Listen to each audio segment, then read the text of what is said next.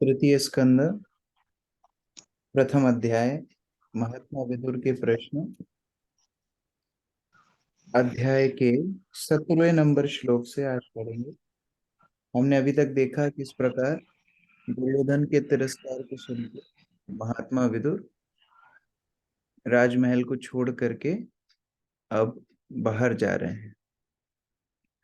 सा निर्गता कौरव पुण्य लब्धो गजा हवया तीर्थ पाद पदानी अन्वाक्रमत् पुण्य चिकीर्षया योर्वयम् अधिष्ठितो यानि सहर्ष मूर्ति।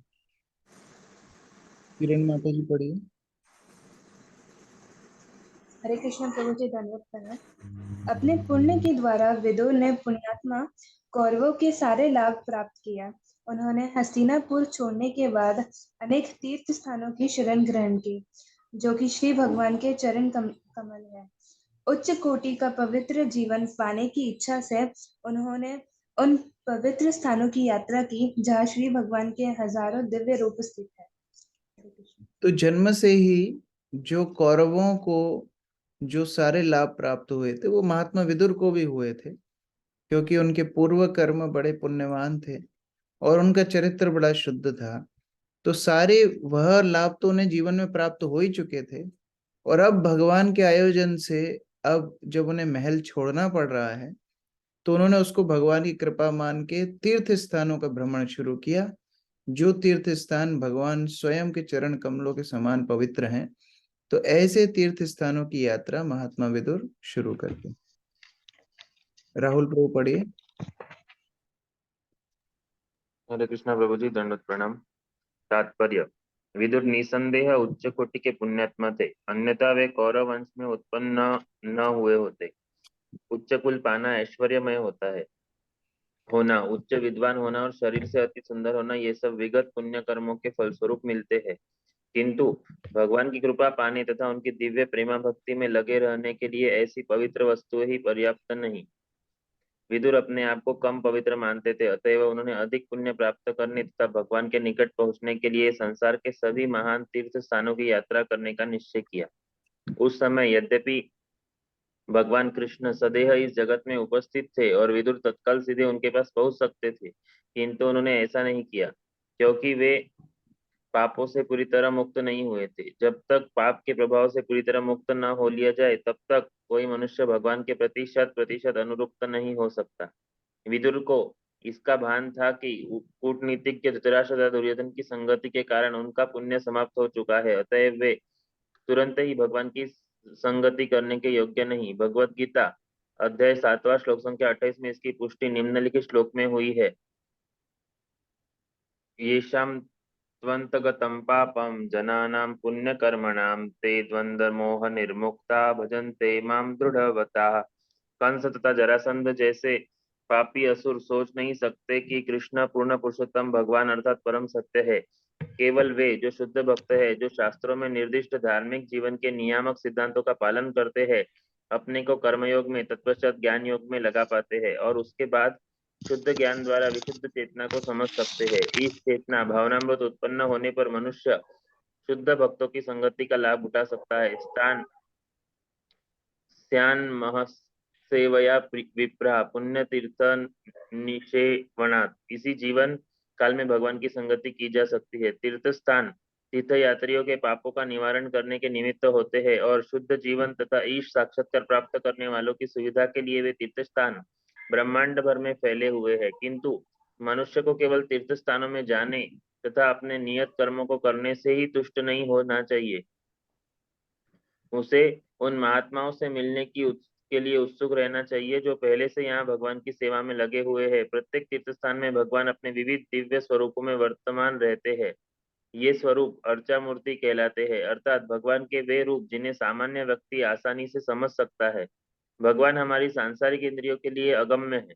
वे हमारी वर्तमान आंखों से देखे नहीं जा सकते, न ही वे हमारे वर्तमान कानों से सुने जा सकते हैं। हम उस मात्रा में जितना ही हम भगवत सेवा में प्रविष्ट हो चुके हैं, या उस अनुपात में जितना हमारे जीवन पापों से मुक्त रहते हैं, भगवान का अनुभव कर सकते हैं। किंतु यद्यपि हम पापों से मुक्त नहीं होते, भगवान इतने कृपालु है कि वे अपने मंदिर में अपनी अर्चा मूर्तियों के रूप में हमें अपना दर्शन देने के लिए सुविधा प्रदान करते हैं।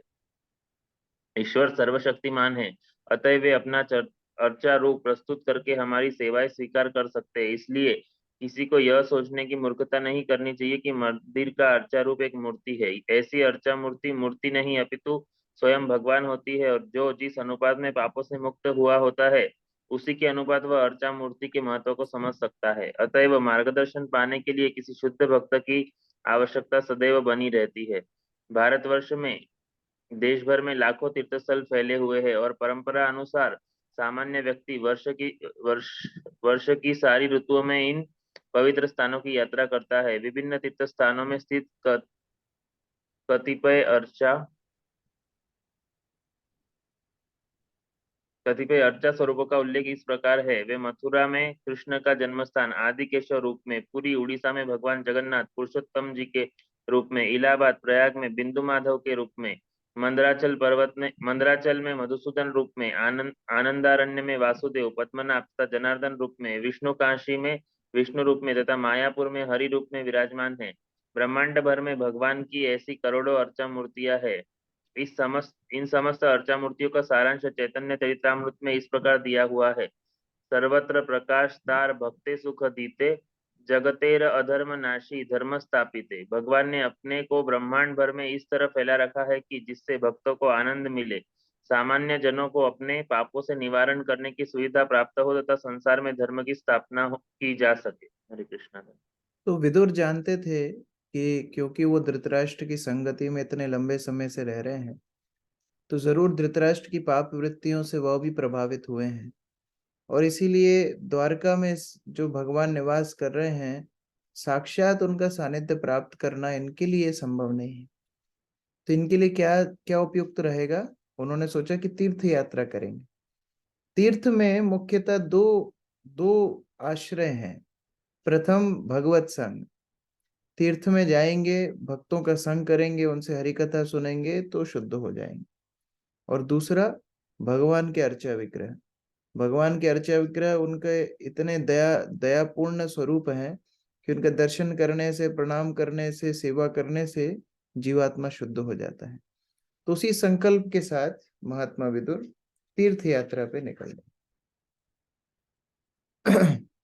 पुरेषु पुण्य पवनाद्रिकुंजेषु अपंकतो येषु सरित्सहस्रु अनंतलिंगैः समलंकृतेषु चचार तीर्थायतान्तेषु अनन्या। रेखा माता जी पढ़िए। हरे कृष्ण। वे एकमात्र कृष्ण का चिंतन करते हुए अकेले ही विविध पवित्र स्थानों यथा अयोध्या, द्वारका तथा मथुरा से होते हुए यात्रा करने निकल पड़े। उन्होंने ऐसे स्थानों की यात्रा की जहाँ की वायु, पर्वत, बगीचे, नदियां तथा झीलें शुद्ध तथा निष्पाप थी, और जहाँ अनंत के विग्रह मंदिरों की शोभा बढ़ाते हैं। इस तरह उन्होंने तीर्थ यात्रा की प्रगति संपन्न की। हरे कृष्ण। तो खाने पीने के चिंतन के साथ नहीं यात्रा की जाती है। तीर्थ स्थान की यात्रा कैसे की जाती है? कृष्ण चिंतन के साथ। ये तीर्थ का मतलब ही है कि हमारी भौतिक चेतना को हम शुद्ध करें, ये यात्रा का मुख्य प्रयोजन होता है। तो विदुर उसी प्रकार से खाने पीने की चिंता से रहित केवल भगवान कृष्ण का चिंतन करते हुए तीर्थ स्थानों का भ्रमण करते हैं, जैसे अयोध्या, द्वारका, मथुरा इत्यादि। इन सभी पवित्र स्थानों का दर्शन करते हुए वो अपनी यात्रा को चलाते हैं। अनिकेत प्रभु। हरे कृष्ण प्रभु जी, दंडवत प्रणाम। तात्पर्य: भगवान के अर्चा रूपों को नास्तिक जन मूर्तियां मान सकते हैं, किंतु विदुर या उनके अन्य अनेक सेवक ऐसा नहीं मानते। भगवान के स्वरूपों का उल्लेख यहाँ पर अनंत लिंग के रूप में हुआ है। भगवान के ऐसे रूपों में असीम शक्ति होती है जो स्वयं भगवान जैसी ही होती है। अर्चा की शक्तियां तथा भगवान के साकार रूपों की शक्तियों में कोई अंतर नहीं होता। यहाँ पर पत्र पेटी, पोस्ट बॉक्स तथा डाकघर, पोस्ट ऑफिस का उदाहरण लागू होता है। शहर भर में लगी छोटी छोटी पत्र पेटियों में सार्वजनिक डाक व्यवस्था के समान ही शक्ति होती है। डाकघर का कार्य पत्रों का एक स्थान से दूसरे स्थान तक पहुंचाना है। यदि कोई व्यक्ति सार्वजनिक डाकघर द्वारा मान्य पत्र पेटियों में पत्र डालता है तो पत्र ले जाने का कार्य निश्चित रूप से संपन्न होता है। इसी तरह अर्चा मूर्ति भगवान के साक्षात उपस्थित होने जैसी असीम शक्ति प्रदान कर सकती है। इसलिए विदुर को विविध अर्चा रूपों में कृष्ण के अतिरिक्त तो कुछ भी नहीं दिखा और अंततः वे एकमात्र कृष्ण का साक्षात्कार कर सके, अन्य किसी का नहीं। तो अर्चा विग्रहों का स्थापित करने के लिए प्रभुपाद पोस्ट ऑफिस बॉक्स का एग्जाम्पल दे रहे हैं। पोस्ट बॉक्स जो हर स्थान पे पहले लगे रहते थे, अब तो ज्यादा देखने के लिए नहीं मिलते हैं। तो पोस्ट बॉक्स में हम चिट्ठी डालते थे और वो चिट्ठी गंतव्य तक पहुंच जाती थी, क्योंकि वो अधिकृत पोस्ट बॉक्स है। कोई भी लाल डब्बे में डालने से नहीं चलेगा। लोग बोलते हैं कोई भी पत्थर उठा करके पूजा कर लो, ऐसा नहीं है। जो भगवान के अर्चा विग्रह है, मंत्र उच्चारणों से शुद्ध भक्तों के द्वारा उधर प्राण प्रतिष्ठा की जाती है। वो अधिकृत पत्र पेटी के समान है, जिसमें डाक डालने से गंतव्य तक डाक पहुंच जाएगी। उसी प्रकार अधिकृत प्रमाणित जो स्थापित विग्रह हैं, उनकी पूजा करने से भगवान तक वो सेवाएं प्रत्यक्ष रूप में पहुंचती हैं। विग्रह भगवान के ही स्वरूप और अवतार माने जाते हैं। गाम्पर्यतं मेध्य विविक्त वृत्ति सदा प्लुतोध्यासयनो वदातो अलक्षिता स्वैरवधूत वेशो व्रतानि चेरे हरितोषणानि। यमुना माता जी पढ़िए। हरे कृष्ण प्रभु जी, दंडवत प्रणाम। इस तरह पृथ्वी का शुद्ध भ्रमण करते हुए उन्होंने भगवान हरि को प्रसन्न करने के लिए कृतक कार्य किए। उनकी वृत्ति शुद्ध एवं स्वतंत्र थी। वे पवित्र स्थानों में स्नान करके निरंतर शुद्ध होते रहे। यद्यपि वे अवधूत वेश में थे, न तो उनके बाल सवेरे हुए थे, न ही लेटने के लिए उनके पास बिस्तर था। इस तरह वे अपने तमाम परिजनों से अलिक्षित रहे। हरे कृष्ण। तो कठिन परिस्थितियों में, जैसे कि तपस्या कर रहे थे विदुर महात्मा, कि खाने के लिए कोई व्यवस्था नहीं, सोने के लिए कोई व्यवस्था नहीं, कोई बिस्तर नहीं, कोई घर नहीं, और साथ में कोई रिश्तेदार भी नहीं, अवधूत वेश पहना हुआ है। ऐसी अवस्था में पवित्र स्थानों का जो भ्रमण कर रहे हैं, एकमात्र मन में आशा क्या है कि हम भगवान को प्रसन्न करना चाहते। यह भक्ति की भावना है। समसिद्धिम हरि तोषणम। हाँ, भगवान हरि का तोषण कैसे हो, उनकी प्रसन्नता कैसे हो, यह सोचकर ही भक्त सारे काम करता है। उसमें स्वयं का उसका विचार नहीं होता है, कैसे भगवान प्रसन्न होंगे वह सोचता है। अजय प्रभु पढ़िए। हरे कृष्ण प्रभु जी, दंडवत प्रणाम। तात्पर्य: तीर्थ यात्री का सप्रमुख कर्तव्य कृत कार्य भगवान श्री हरि को प्रसन्न करना है। तीर्थ यात्री के रूप में यात्रा करते समय उसे समाज को खुश रखने की चिंता नहीं करनी चाहिए। उसे सामाजिक औपचारिकताओं या वृत्ति या वेश पर निर्भर रहने की आवश्यकता नहीं रहती। उसे सदा श्री भगवान को प्रसन्न करने वाले कार्य में लीन रहना चाहिए। इस तरह विचार तथा कर्म से शुद्ध हुआ तीर्थ यात्रा की विधि से परमेश्वर का साक्षात्कार कर सकता है। हरे कृष्ण। यह तीर्थ यात्रा का उदाहरण है, लेकिन यह हर वस्तु पर लागू है। हमारी मुख्य चेतना क्या होनी चाहिए? समसिद्धिर हरितोषणम। भगवान का तोषण कैसे हो, भगवान की सेवा हम कैसे कर सके, उस विचार से हम अगर अपनी क्रियाएं करेंगे तो वो पूर्णता तक पहुंचेंगी। जैसे यहाँ विदुर तीर्थ यात्रा कर रहे हैं भगवान की प्रसन्नता का विचार रखते हुए। इत्थं ब्रजान भारतम एव वर्षम कालेन यावद् गतवान् प्रभासम तावच्च शासशितिमेकचक्रम् एकात्मपात्रम् अजितेन पार्था। मुकुल प्रभु पढ़िए। हरे कृष्णा विद्वान। इस तरह जब वे भारतवर्ष की भूमि में समस्त तीर्थ स्थलों का भ्रमण कर रहे थे तो वे प्रभास क्षेत्र गए। उस समय महाराज युधिष्ठिर सम्राट थे और वे सारे जगत को एक सैन्य शक्ति तथा एक ध्वजा के अंतर्गत किए हुए थे। तो महाराज युधिष्ठिर चक्रवर्ती सम्राट थे, यानी सारे बाकी राजा उनके अधीनस्थ थे, और इस कारण से महात्मा विदुर कहीं भी यात्रा कर पाए। उन्हें कोई सीमाओं का सामना नहीं करना पड़ा, कोई वीजा पासपोर्ट नहीं लगा, सभी तो एक ही राजा के अंतर्गत था। तो वो भ्रमण प्रेम से कर रहे थे सभी स्थानों पर, करते करते प्रभास क्षेत्र आए। प्रभास क्षेत्र मतलब गुजरात का वह हिस्सा जो समुद्र के पास में है, उस प्रभास क्षेत्र में आकर के और महात्मा विदुर अपनी यात्रा को विराम देते हैं। तात्पर्य जगदीशानंद प्रभु जी पढ़िए। हरे कृष्णा प्रभु जी, दंडवत प्रणाम। धन्यवाद। इस तरह जब वे भारतवर्ष की भूमि में समस्त तीर्थ स्थल का भ्रमण कर रहे थे तो वे प्रभास क्षेत्र गए। उस समय महाराज युधिष्ठिर सम्राट थे और वे सारे जगत को एक सैन्य शक्ति तथा एक ध्वजा के अंतर्गत किए हुए थे। इस तात्पर्य पढ़िए। 5000 से अधिक वर्ष पूर्व जब संत विदुर तीर्थयात्री के रूप में पृथ्वी का भ्रमण कर रहे थे तो इंडिया भारतवर्ष के नाम से विख्यात था, जैसा कि आज भी है।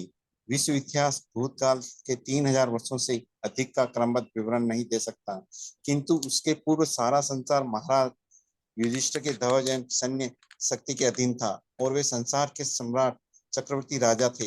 आज के समय में संयुक्त राष्ट्र के सैकड़ों हजारों ध्वज फहराते हैं, किंतु विदुर के समय भगवान कृष्ण अर्थात अजीत की कृपा से केवल एक ध्वज था। संसार के सारे राष्ट्र पुनः एक ध्वज के नीचे एक सत्ता के लिए अत्यंत उत्सुक हैं, किंतु उसके लिए उन्हें भगवान कृष्ण की कृपा प्राप्त करनी होगी, क्योंकि केवल वे ही एक विश्वव्यापी राष्ट्र बनाने में सहायक बन सकते हैं।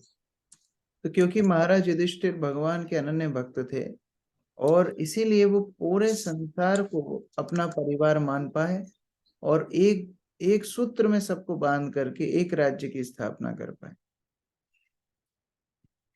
तत्राथ सुश्रव सुहृद विनष्टिम वनम यथा वेणुजह्वानि संश्रयम् संस्पर्धया दग्धम अथानुशोचन सरस्वतीं प्रत्यगियाय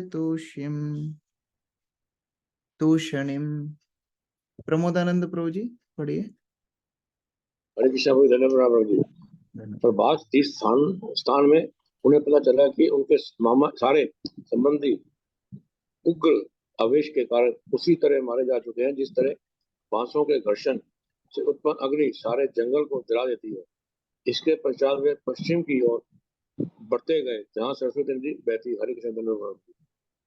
तो महात्मा विदुर तो महाभारत के युद्ध के पहले ही निकल गए। तो तीर्थ स्थान में भ्रमण करते करते करते काफी समय निकल गया था और प्रभास क्षेत्र में जाकर के उनको सूचना मिली कि ये महाभारत के युद्ध में इतना भयंकर नरसंहार हुआ है कि जैसे बाण आपस में घिस करके अग्नि उत्पन्न करते हैं, सारा जंगल जल जाता है। इसी प्रकार से कौरवों और पांडवों के बीच का युद्ध बहुत भयंकर रूप से हुआ और बहुत सारे योद्धा मारे गए। और दूसरी ओर यादवों की भी यही स्थिति हुई। यहाँ द्वारका में यादव भी आपस में लड़ करके और सबने एक दूसरे का वध किया। मुख्य गोपी माता जी पढ़िए। हरे कृष्ण प्रभु जी, धन्यवाद प्रणाम। कौरव तथा यादव गण दोनों ही विदुर के संबंधी थे। विदुर ने बंदूक घाती युद्ध के स्वरूप उनके सर्वनाश का समाचार सुना। जंगली बांसों के घर्षण की तुलना आवेशपूर्ण विशुद्ध मानव समाज से करना उपयुक्त है। संपूर्ण संसार की तुलना जंगल से की गई है। जंगल में घर्षण के कारण किसी भी क्षण आग भड़क सकती है। जंगल में कोई अलग आग लगाने नहीं जाता, किंतु बांसों के बीच संघर्षण मात्र से अग्नि उत्पन्न हो जाती है जो सारे जंगल को जला डालती है। इसी तरह सांसारिक में मेरा तेरा रूपी महतर जंगल में माया के द्वारा मोहित बद आत्माओं के उग्र आवेश के कारण युद्ध रूपी अग्नि लग जाती है। ऐसे सांसारिक अग्नि संतों की कृपा रूपी बादल के जल से ही बुझाई जा सकती है, जिस तरह जंगल की आग केवल बादल से बरसने वाली वर्षा से बुझाई जा सकती है। हरे कृष्ण। इस प्रकार पूरे विश्व में जो लड़ाई झगड़े युद्ध इत्यादि हो रहे हैं, इसके मुख्य उपाय एक ही है, संतों की कृपा। जो हम रोज गाते हैं, त्राणाय कारुण्य घना घनात्वम। जंगल की आग को बुझाने के लिए जिस प्रकार केवल वर्षा ही काम में आती है, उसी प्रकार केवल और केवल साधु संतों की कृपा से ही यह ईर्ष्यालु व्यक्ति एक दूसरे के साथ रह सकते हैं और अपनी ईर्ष्या को भूल सकते हैं। तस्याम त्रितस्यो शसनो मनोश्च प्रथो रथाग्नेर असितस्य वायो तीर्थम सुदासस्य गवाम गुहस्य यदृच्छदा देवस्य स आशिषिस्वे। तो अभी बता रहे हैं कि किस किस स्थान से गुजर करके विदुर की तीर्थ यात्रा हुई। राकेश प्रभु पढ़िए। हरे कृष्ण गुरु जी, दंडवत प्रणाम। सरस्वती नदी के तट पर एक 11 तीर्थ स्थल थे जिसके नाम है तित्र, उष्णा, मनु, ऋतु, अग्नि, असित, वायु, सुदास, गो, ग्रह तथा सदुदेव। विदुर इस सबों में गए और ठीक से कर्म कांड किए। हरे कृष्ण। तो अलग अलग स्थानों पे विदुर गए, सब जगह पर उपयुक्त जो साधना उस उपासना पद्धति थी वह सब उन्होंने आगे की। अन्यानि चेह द्विज देव देवै कृतानि नान्यातनानि विष्णु प्रत्यंग मुख्यान अंकित मंडिराणि यदर्शनात् कृष्ण मनुस्मरन्ति। बहुत ही अच्छा श्लोक है। मधु माता जी अनुवाद पढ़िए। हरे कृष्ण प्रभु जी, दंडवत प्रणाम। तात्पर्य ना अनुवाद वहाँ महर्षियों तथा देवताओं द्वारा स्थापित किए गए पूर्ण पुरुषोत्तम भगवान श्री विष्णु के विविध रूपों से युक्त अनेक अन्य मंदिर भी थे। ये मंदिर श्री भगवान के प्रमुख प्रतीकों से अंकित थे और आदि भगवान श्री कृष्ण का सदैव स्मरण कराने वाले थे। हरे कृष्ण। जब ये तीर्थ यात्रा कर रहे थे, जब सभी स्थानों पे जा रहे थे, दर्शन कर रहे थे, तो मुख्य इनको क्या मदद मिल रही थी कि भगवान का स्मरण इनको हो रहा था। ये मुख्य बात है। हम लोग तीर्थ में जाकर भी अगर भगवान का स्मरण ना कर पाए, मंदिर आकर भी भगवान का स्मरण ना कर पाए, तो फिर वो तीर्थ यात्रा अधूरी है। तो इस प्रकार से हर मंदिर में जा करके भगवान के विग्रहों का दर्शन करके भक्तों से मिलके मुख्यतः विदुर की चेतना भगवान कृष्ण में और प्रगाढ़ होती गई। परमवीर प्रभु पढ़िए। हरे कृष्ण प्रभु, दंडवत प्रणाम। मानव समाज 4 सामाजिक वर्णों तथा 4 आध्यात्मिक विभागों में विभाजित है जो प्रत्येक मनुष्य पर लागू होते हैं। यह प्रणाली वर्णाश्रम धर्म कहलाती है और इस महान ग्रंथ में अनेक स्थानों पर इसकी व्याख्या की जा चुकी है। साधु संत या वे व्यक्ति जो संपूर्ण मानव समाज के आध्यात्मिक उत्थान में पूर्णतः लगे रहते हैं द्विज देव कहलाते हैं, अर्थात द्विजों में सर्वश्रेष्ठ। चंद्रलोक से ऊपर के उत्कृष्ट लोकों के निवासी देव कहलाते थे। द्विज देव तथा देव दोनों ही श्री भगवान के विविध स्वरूप वाले यथा गोविंद, मधुसूदन, नरसिंह, माधव, केशव, नारायण, पद्मनाभ, आदि नाम वाले मंदिरों की स्थापना करते हैं। श्री भगवान असंख्य रूपों में उनका अपना विस्तार करते हैं, किंतु वे सभी रूप एक दूसरे से अभिन्न होते हैं। भगवान श्री विष्णु के 4 हाथ रहते हैं और प्रत्येक हाथ में विष्णु विशेष वस्तु यथा शंख, चक्र, गदा या कमल का फूल रहता है। इन 4 चिन्हों में से चक्र प्रमुख है। आदि विष्णु रूप होने से श्री कृष्ण का एक ही चिन्ह चक्र होता है, इसलिए कभी कभी उनके चक्री भी कहा जाता है।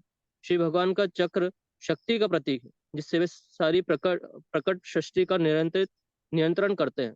श्री विष्णु मंदिर में शिखरों पर चक्र का प्रतीक रहता है जिससे लोग दूर से इस प्रतीक को देख सके और तुरंत भगवान श्री कृष्ण का स्मरण कर सके।